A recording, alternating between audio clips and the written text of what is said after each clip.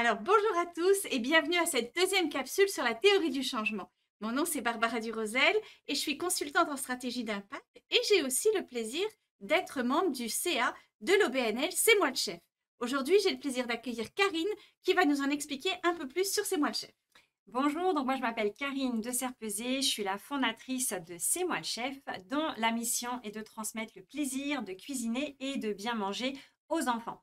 J'ai fondé cette OBNL en 2017 et dès le départ, on a mis en place des ateliers cuisine pour les enfants, donc au marché Jean Talon, dans des bibliothèques, des écoles, des parcs. Et puis récemment, on a créé des ateliers cuisine en ligne qui nous permettent de rejoindre les familles partout à travers le Québec et même le Canada. Et puis, on a réfléchi récemment à mettre en place une théorie du changement. Barbara, raconte-nous un peu comment on a fait. Alors la théorie du changement, ça a été vraiment une réflexion pour s'assurer que notre organisation ait un impact à long terme et qu'on soit toujours aligné avec l'impact qu'on souhaitait avoir. Et pour avoir cet impact-là, la première étape, c'est bien sûr de définir la problématique. Alors, Karine, est-ce que tu veux nous parler de la problématique qu'on a identifiée?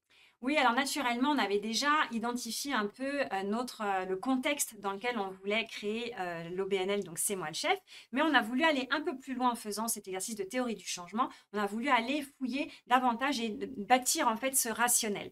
Et la façon dont on a fonctionné, ça nous a permis d'identifier plus facilement cette problématique qui est vraiment l'augmentation du manque de transmission culinaire et puis également l'augmentation de la consommation d'aliments ultra transformés et non durables.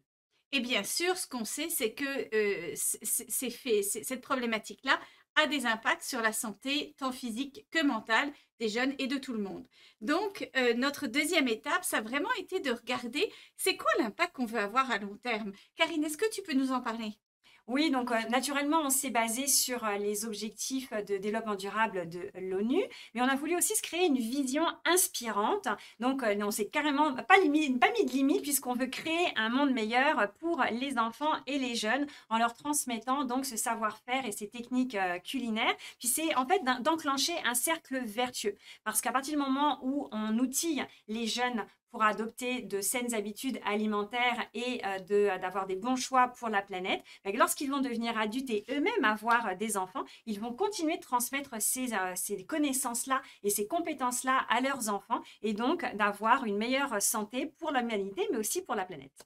Et bien sûr, dans le cas de notre PNL, en fait, l'impact qu'on veut avoir, il est auprès des jeunes, mais on ne passe pas toujours directement qu'avec les jeunes. Et donc, la troisième étape, ça a été de définir nos audiences. Oui, donc comme Barbara le mentionnait, c'est sûr que le cœur de notre audience clé, ce sont les enfants et les jeunes de 3 à 17 ans environ, mais on a besoin de support pour pouvoir les rejoindre. Donc que ce soit les familles ou des organismes qui sont autour de ces jeunes qui vont les contacter, donc soit les écoles, les bibliothèques, les organismes communautaires. On travaille de concert avec eux pour pouvoir les rejoindre. Et forcément, à travers les activités dont on va vous parler tantôt, la quatrième étape qui est très importante par rapport à la problématique, la vision, c'est de regarder finalement c'est quoi l'impact recherché, comment il se traduit en termes d'impact, comment on regarde ça. Et donc nous, on a pris un petit peu de temps pour les définir. Oui, donc on a identifié en fait deux niveaux d'impact que l'on veut atteindre, à la fois découvrir, hein, donc faire découvrir aux enfants et aux jeunes, et à la fois leur permettre de s'approprier. Donc ça peut être à la fois la découverte des aliments, mais également des techniques culinaires.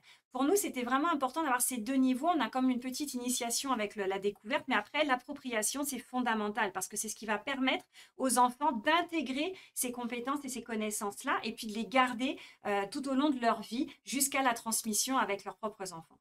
Et bien sûr, donc une fois qu'on a déterminé les impacts qu'on recherchait, puis on va réfléchir à les activités ou plutôt les points de contact pour nous permettre de parler de nos activités.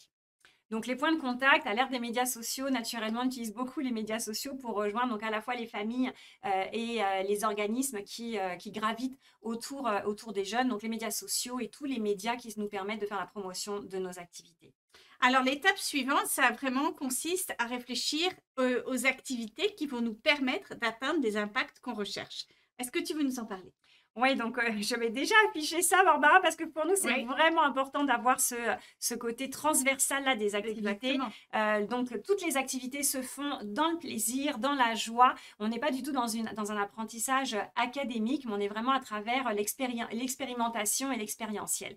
Donc, au niveau des ateliers, je vous en parlais un petit peu dans l'introduction, donc des ateliers cuisine en présentiel, mais également donc des ateliers cuisine en ligne qui nous permettent en fait de rejoindre donc toutes les familles à travers le Québec et même à travers le Canada, puisque maintenant ce que l'on vise, c'est de pouvoir continuer de mobiliser les enfants et de leur transmettre ces connaissances-là à tous les enfants francophones et francophiles du Canada. Et bien sûr, quand on parle d'avoir du plaisir, d'avoir des activités qui suscitent de la joie et des apprentissages, on n'oublie pas, nous, en tant qu'organisation, de mesurer ce qu'on fait. Et c'est la dernière étape, une étape importante pour nous assurer d'être bien alignés. Est-ce que tu veux nous en parler, Karine, aussi de ça, c'est tout l'exercice qu'on a mis en place par rapport à ça? Oui, donc tu as raison, c'est vraiment une étape qu'il ne faut vraiment pas oublier, mais qui parfois est un peu délicate parce qu'on a l'impression que ça va être compliqué, que ça va coûter des sous aussi.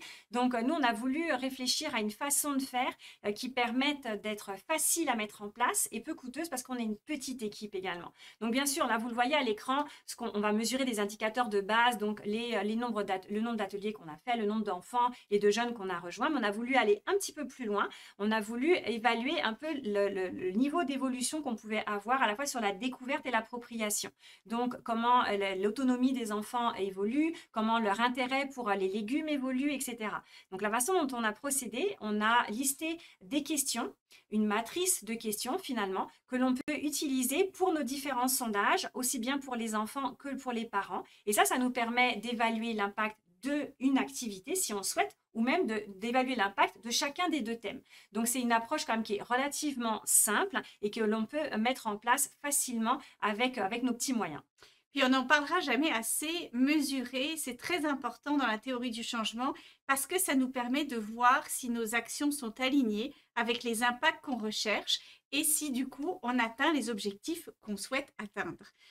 Donc en fait, un autre aspect très important de toute la théorie du changement dont on n'avait peut-être pas encore parlé, mais que j'aimerais souligner avant de finir, c'est le fait que quand on a une théorie du changement, on connaît la problématique, on connaît les impacts qu'on veut avoir, on sait où on s'en va, on peut ajuster nos actions et du coup, ça devient très facile d'expliquer et de mobiliser toutes les parties prenantes internes ou externes sur comment, ensemble, on peut transformer le monde. Merci d'avoir pris le temps d'écouter notre capsule.